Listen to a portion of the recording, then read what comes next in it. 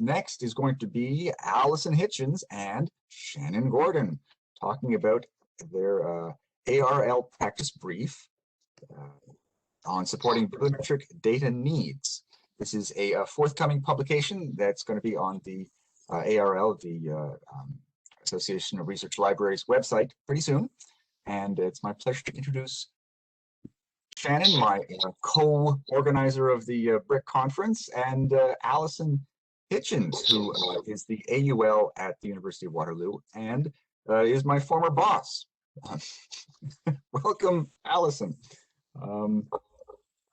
And I'll let you take it away. Thanks.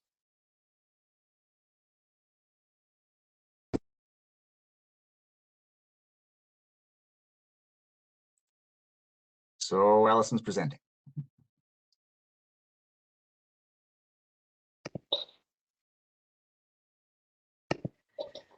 Sorry about the delay there. Thanks, Jeff. I was just trying to find my unmute when I was in presentation mode. Thanks very much for the introduction, Jeff. And I also just wanted to thank Chris for that excellent presentation. I was really interested in everything that you had to say. So thank you very much. So welcome, everyone. Shannon and I are happy to talk to you today about a project we worked on for the Association of Research Libraries. And I'll start with some information about the ARL and the project, and then Shannon will give you an overview of the practice brief before focusing in on a couple of areas, and hopefully we'll have a little bit of time if there are any questions. So for those who aren't familiar, the ARL is the Association of Research Libraries, which represents 124 member research libraries and archives in the US and Canada. They have 4 priority areas, which are advocacy and public policy, diversity, equity, and inclusion, scholars and scholarship, and data and analytics. And members, including the University of Waterloo Library, submit data annually to ARL related to things like salaries, collections, and services. And some of you might be familiar with their web-based survey tools such as LibQual, which help libraries assess their services and understand their working environment. More recently, ARL has been looking to shift the conversation from counting volumes and budgets as indicators of library value to exploring other ways to show the impact of research libraries. And so the ARL Research Library Impact Framework was created as a way to do more substantive exploration of library services and operations and how they align with institutional mission. They have 4 areas that they define: research and scholarly life cycle, teaching, learning, and student success, collections, and physical space. The pilots project that we took part in was a project to provide support to member institutions for both original research projects and practice briefs. And the research questions related to this project included: how or does the library contribute to research productivity and impact, student outcomes and inclusive environments, attracting researchers and faculty and retaining them, and facilitating innovative research. So a bit about the project. When the project was announced in 2018, our university librarian, Beth Namachevaya, approached Shannon and I about submitting a practice brief based on our bibliometrics experience at Waterloo. And over the years, I've had a few library directors contact me to ask about our program, so we were pretty confident that we would have an audience for this brief. So using a template that ARL created for the project, we began writing in 2019 with Shannon as the primary author and me providing kind of suggestions for content and giving feedback. An important aspect of this project was reaching out to our colleagues for feedback. Internally, it was really important for us to hear from our partners about whether we had presented the bibliometric services and our key learnings accurately.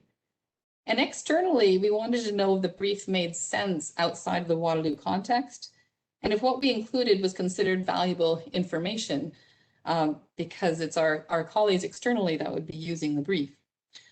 We also wanted to make sure that if we linked out to other bibliometric service examples, we were using the correct resource links. ARL staff also gave us feedback based on how well what we were working on fit with their project concept, and encouraged us to add in some areas that they thought would be of interest. Shannon and I want to especially thank Laura Bredall, who began as Waterloo's new Bibliometrics and Research Impact Librarian, in 2020 because she was able to review the work through the eyes of someone who was learning the role and provide some great thoughts for improvement. The project brief has been reviewed for style by ARL staff, and we're just waiting for publication. And I'm sure Shannon will send out to the BRIC community once it's available. So according to ARL, a practice brief is intended to be a short, evidence-based document to support practitioners in improving their library assessment work. And as such, Shannon and I really tried to keep it focused on what would be most useful to a library who are either starting a service or revising a current service, and give some guidance on the things they would need to think through. And the feedback from our external reviewers was essential in making sure we had the right balance. So reviewers emphasized for us the importance of the why it matters to libraries section, which helped us think about, why are we doing this work? Why are we involved? They suggested adding details to sections such as the ethical considerations area and the resources needed to run services. So we made those a little bit bigger. They pointed out areas that needed clarification and also helped us identify things that maybe were more unique to the Waterloo context. And I've included a quote from one of the reviewers as an example.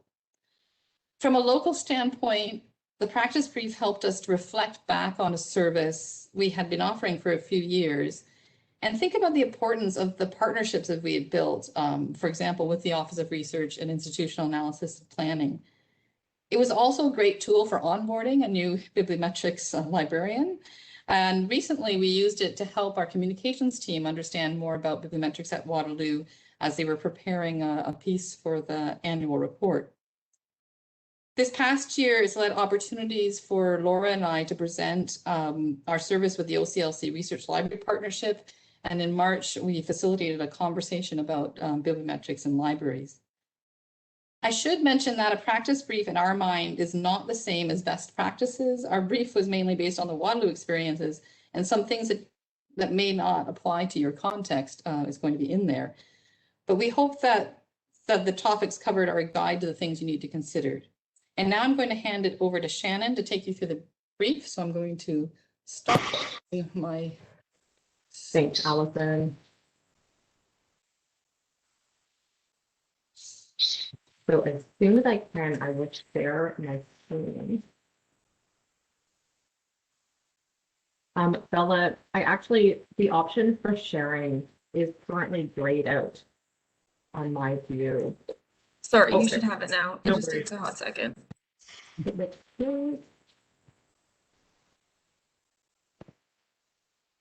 Perfect. This is exactly where I want to be.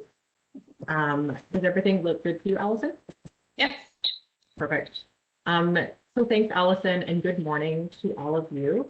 Again, I'm Shannon, and I'll take you through the rest of the session. I'm also moderating this afternoon, so you're going to be seeing a lot of me today. But as Alison was saying, when we first started working on our practice brief, the goal really was to write something that was as practical as possible. So you'll probably hear me use the word practical way too many times in the next few minutes, but we wanted to write something for practitioners. So again, people doing similar work as to what we were doing at the time, and something that could really just be a helpful guide or something to have as a reference point for really just one flavor of how this type of service program could work at a research-intensive organization or institution. So to give you a little sense of what the document actually examines, we certainly offer background information. So to give insight into the local institutional context, for example, the role played by institutional readiness, the collaborative element, those things or things like that. And we certainly examine the many layers and elements to the actual service delivery model that we present in the brief. So everything in the service realm, I'm sure these are familiar to all of you listening in today. The data sources, what types of services are provided, who are the providers, who are the users, what are some of those typical data requests or needs that Waterloo was experiencing at the time. And of course, we talk about some of the key lessons learned. We'll share some of those with you in our session. And of course, we take the time to share and highlight some practical resources that maybe other colleagues will appreciate knowing about, and also looking toward the future with a few recommendations. So for today, what we've tried to do is boil down and synthesize our several years of experience to 4 lessons. So 4 perhaps high-level lessons, just to offer some insight into, again, one experience at one institution. Firstly, the Waterloo experience certainly taught us that institutional readiness is critical. And again, perhaps this is one of those kind of more obvious or common sense elements, but it really is complex in so many ways. So at Waterloo, there actually was an institution-wide university working group on bibliometrics already in place. There also was a very collaborative element to the 3 campus units that essentially became service partners to support this program. There also was a strategic plan at the time that spoke to transformational research, and there certainly was a research impact of bibliometrics component to that. So all of those different pieces really allowed Waterloo to be in an advantageous position from the beginning when the service was launched, whereas we know the experience likely would have been quite different if that was not the case. So really our experience just taught us and showed us that it's absolutely worth it to take the initial time to make sure that some of that local support is in place and established before fully launching a program or service like this. Secondly, the Waterloo experience taught us that effective communication, it really is everything. The keyword here is effective. Some of this certainly echoes what Chris was saying in his presentation this morning. Everyone here, we all know that bibliometric data often involves working with very highly sensitive data. It's connected to people's research. There's certainly a personal element to it. So the words that come to mind within the communication realm are words like neutral, the role that communication plays in building trust, being diplomatic, strategic, the role that documentation plays, and of course, communicating known limitations. Again, Chris was speaking to the role of being, critical or using critical thinking and applying that to this type of data. So all of that really falls within this lesson that we took away from our experience. Time and time again, we also experienced how it is so useful to keep service partners informed of different requests or different special projects that were underway. And that obviously kept them in the loop so that they weren't necessarily surprised when they found out about special projects being worked on. And more so, it really just offered insight and perspective into some of the emerging trends or data needs on campus. So again, it ensured that all of the partners really were equally informed and part of the service and the program. Thirdly, the Waterloo experience really taught us that collaboration is key. In the Waterloo context, we were quite fortunate because we could leverage the experience from 3 different units.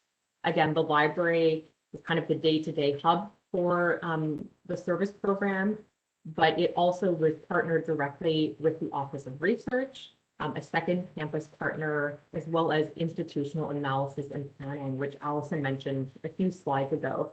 So again, there certainly is so much expertise in the library, but there also is expertise elsewhere at an institution. So if there are opportunities to combine those different knowledge bases, that can often be a really positive thing to consider or something to explore as a possible option. Something that I wanted to mention, I can't speak much to it, but I do know that at Waterloo more recently, Laura Brettel has launched and spearheaded a community of practice specific to bibliometrics across the university. And she will be on WebEx for Q&As at the end. But again, another example of how it's just so useful to involve expertise within, but also beyond the library. And lastly, our overall experience, it really made us truly understand how building an external network can really help with launching and also maintaining this type of program. When you think of an external network, know your peers and also knowing your vendors. When it comes to knowing your peers, sometimes you may end up being at an organization where you're the only person in this role. So if you're able to establish connections with colleagues elsewhere that have similar portfolios. That can be a really positive relationship and kind of professional relationship to build on. Even though you're at different institutions, you'll likely be working on similar projects at some point in time. So it's great to have a colleague out there who you can bounce ideas off of and vice versa. Also knowing your vendors, of course, they are the true product experts. So certainly take that time to get to know them, whether it's for technical troubleshooting, asking questions, needing clarification on how indicators are calculated, but also sharing local use cases and user feedback. So again, I know from the Waterloo experience, we found that to be really helpful. And as Alison was mentioning earlier, the project with ARL, it really gave us that chance to kind of sit back and reflect on our overall experience. And we certainly had time to think about some of the gaps or areas of improvement within the actual program. There are several detailed in much more detail or explored in more detail in the brief, but a few that I'll mention here are human bandwidth and technical support. Some of this actually kind of connects in quite nicely to what yesterday's session from Syracuse University Library was talking about. And this is the human bandwidth side of things. So for any institution, it's so important to figure out kind of what is the vision for how this actual service will exist. Will it be kind of supported by a team? I know that's what we heard about yesterday, a research impact team. Or will it be something where there is kind of one person who is the expert? In a case like that, is there a backup person? So really just taking that time to be mindful and thinking about how time-sensitive requests may be supported if that main person is unavailable. And again, it really comes down to that local flavor and local vision at an organization. On the technical support side of things, here, Alison and I were really thinking about, working with extremely large volumes of data, working with APIs, programming. What is the vision for technical support? Will technical support always be available if needed? So is there an established kind of relationship, or is technical support something that will just be provided or available for special projects or more so on an ad hoc basis? So again, just things to think about. And as we alluded to earlier, the actual practice brief, it does highlight a bunch of, again, very practical resources. I will just give a shout out to Chris Felter, because I think 3 items that he has either authored or co-authored are actually included in our resource list.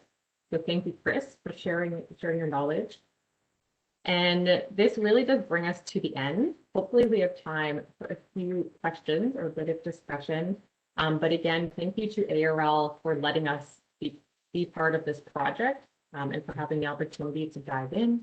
And again, to Beth Namashabaya at Waterloo. She was the person that really saw kind of the potential of the experience at Waterloo being developed into a brief. But Bella, I guess I will hand it back to Jeff.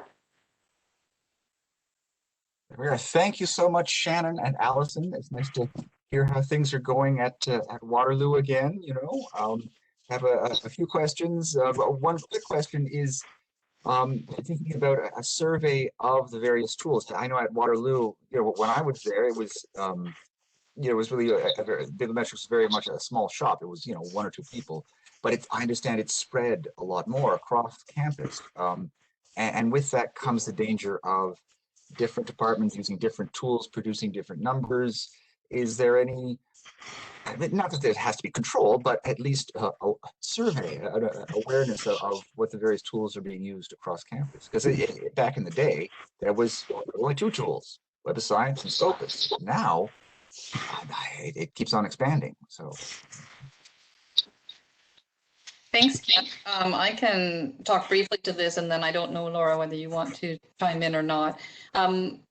We have our suite of tools that we pay for and subscribe to, and as I think Jeff is aware, perhaps aware, but Shannon is aware, we did a bit of analysis of those tools to see what we should keep subscribing to from a bibliometrics standpoint for another few years. And I think we're seeing a little bit of shift sometimes between, for example, which users might be using insights for which questions and which users might be using Scopus. But kind of as Chris mentioned, I think the tools often very much depend on the question being asked and which tool can help us answer it in the best way. But I don't know, Laura, if you're there, if you want to speak at all to maybe the community of practice and maybe how that helps with kind of keeping us aware of what people are using and the use cases. Sure. Can you hear me? Yes, thanks. Okay.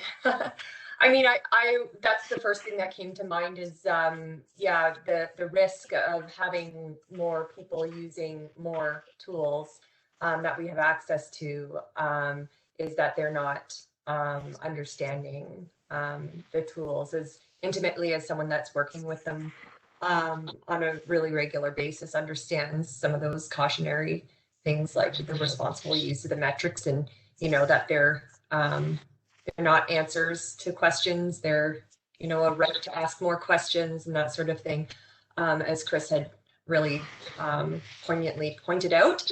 But yeah, the community of practice is really our avenue for discussing that type of thing.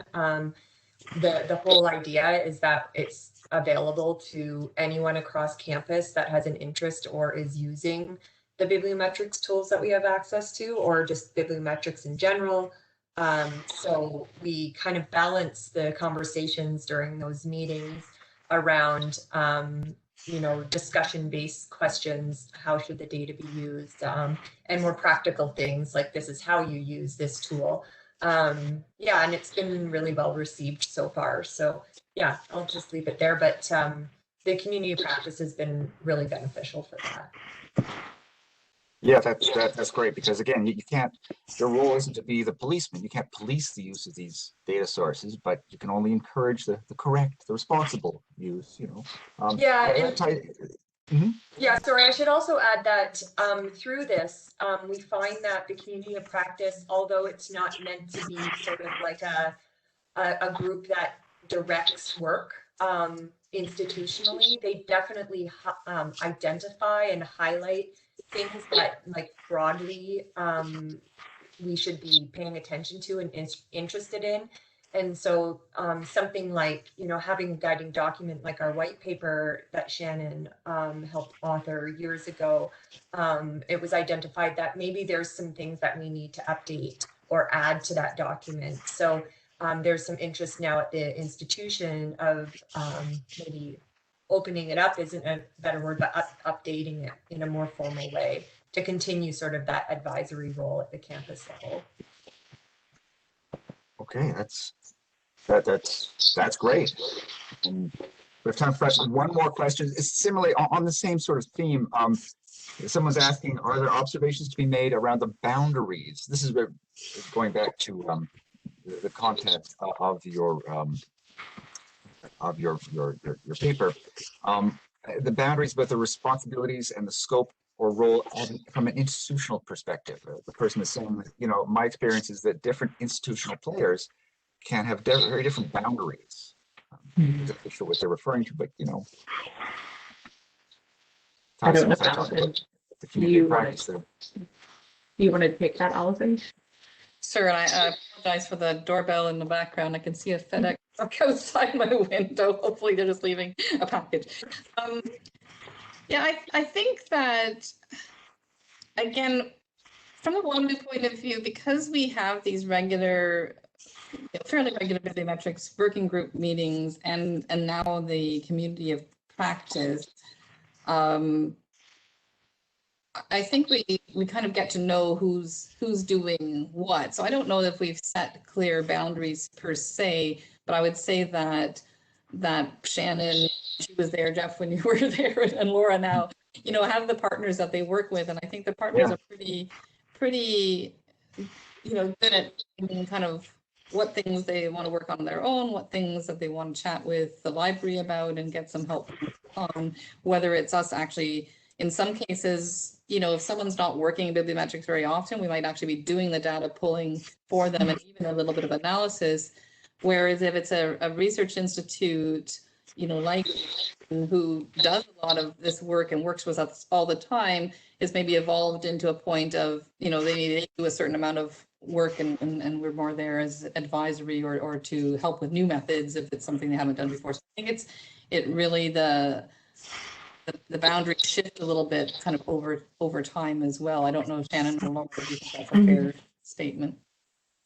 I think that is really fair. And I think some of it also comes back to the role that the library, I believe, took quite seriously, which is playing that role of a neutral, you know, of course, the library was never being in that kind of policing role, but more so communicating, you know, the good and the bad. So presenting that kind of neutral, like evidence-based perspective, and then someone can kind of do with that what they're going to do. But I think it also was really useful, just the fact that the program involved the library, but other units. So having kind of open communication among those really core service partners, just so that people were informed. And sometimes that helped to kind of clarify even some of the expectations, like internally among some of the stakeholders, or maybe more kind of higher level, you know, management needs or requests for data, that type of thing. So just keeping communication really open and presenting a neutral perspective, I think that helped a lot with trust. Yeah, man, and certainly from my experience, if I could just chime in there, you know, having played the role of bibliometrics librarian at Waterloo, and covering for Shannon briefly there, you know, what really helped in Waterloo's case is precedence. It was the senior administration that set up the role back in the day, and so ever since then, if somebody around campus wants to do bibliometrics, well, there's a pre-existing position. They know who to go to, and that's a little different from my current situation, where different departments are already doing bibliometrics, and then all of a sudden, you know, the library decides, well, we're going to hire a bibliometrics librarian now too. So that in that sense, the horse is already out of the gate. It's hard to corral them after the fact. There. So, anyways, thanks so much for that. It's time for our lunch break, and Great, thanks everyone. Thanks, Alison. There we are. So there we are, and we'll be back at 1 o'clock Eastern, or in half an hour.